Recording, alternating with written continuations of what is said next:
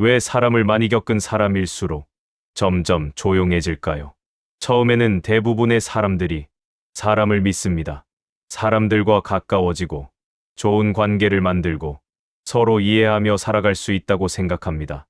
그래서 우리는 노력합니다.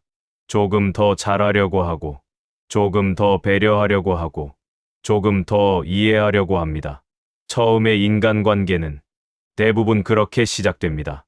서로 웃고, 서로 이야기를 나누고, 서로를 알아가며 이 관계가 오래 지속될 것 같은 어떤 따뜻한 기대 속에서 관계는 시작됩니다. 그때는 아직 인간관계가 이렇게까지 복잡하고 피곤한 것이 될 줄은 잘 모릅니다. 하지만 시간이 지나면서 마음속에 작은 질문이 생기기 시작합니다.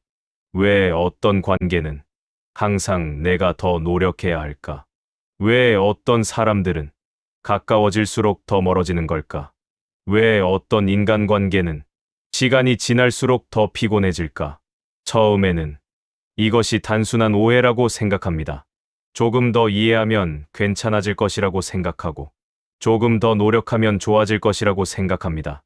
그래서 우리는 다시 노력합니다. 조금 더 맞추고, 조금 더 배려하고, 조금 더 이해하려고 합니다. 하지만 시간이 지나면 조금씩 깨닫게 됩니다. 모든 사람이 같은 마음으로 관계를 바라보는 것은 아니라는 것을. 그리고 그 순간부터 인간관계를 바라보는 시선이 조금씩 달라지기 시작합니다.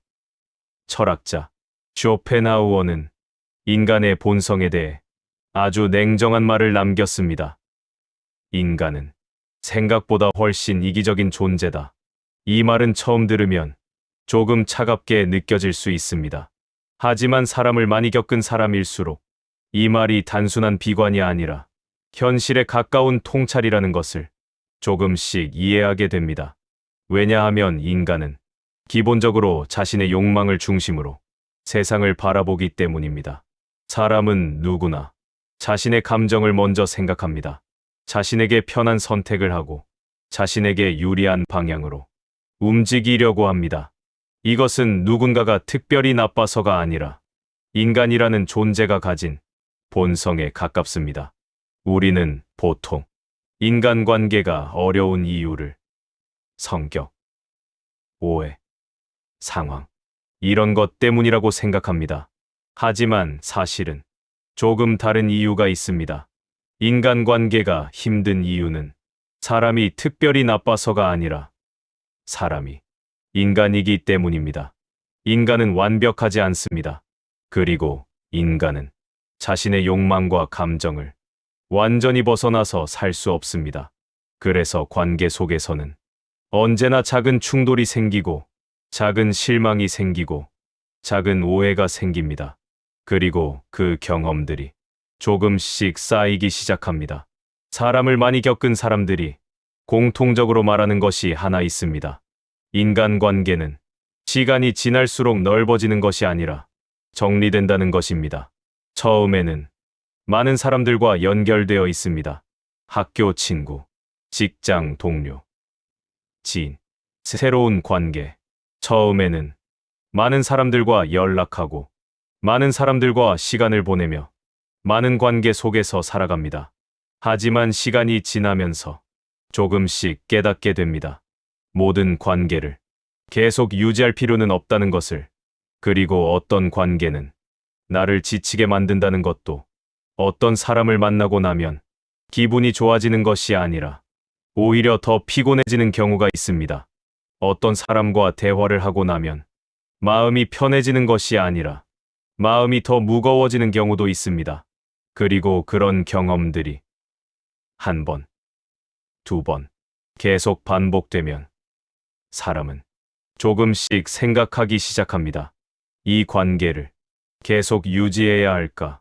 그래서 사람을 많이 겪은 사람들은 어느 순간부터 인간관계를 조금씩 정리하기 시작합니다. 연락이 자연스럽게 줄어드는 사람도 있고 점점 멀어지는 관계도 있습니다. 어떤 관계는 억지로 이어가던 것을 조용히 내려놓기도 합니다. 이것은 사람을 싫어해서가 아닙니다. 그저 이제는 알게 되었기 때문입니다. 모든 사람과 깊어질 수는 없다는 것을, 그리고 모든 관계가 나에게 필요한 것은 아니라는 것을, 인간관계는 많다고 해서 좋은 것이 아닙니다. 오히려 때로는 너무 많은 관계가 사람을 더 지치게 만들기도 합니다. 그래서 사람을 많이 겪은 사람들은 어느 순간부터 관계를 넓히는 것보다 관계를 선택하기 시작합니다. 쇼펜하우어는 인간관계를 설명하면서 아주 유명한 비유를 남겼습니다. 바로 고슴도치의 비유입니다. 추운 겨울날, 고슴도치들은 서로 가까이 모입니다.